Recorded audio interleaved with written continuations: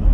So, kung mahuli namin kayo, makakasuhan kayo ng administrative case at pwede rin po kayong mapinahan dyan or kung grade offense baka matanggal pa kayo sa servisyo.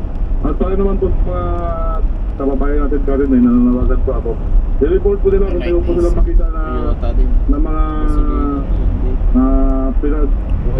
dududahan nilang pulis na nagbibigay po ng escort, nagsiserve po sa mga ilan natin mga kababayan.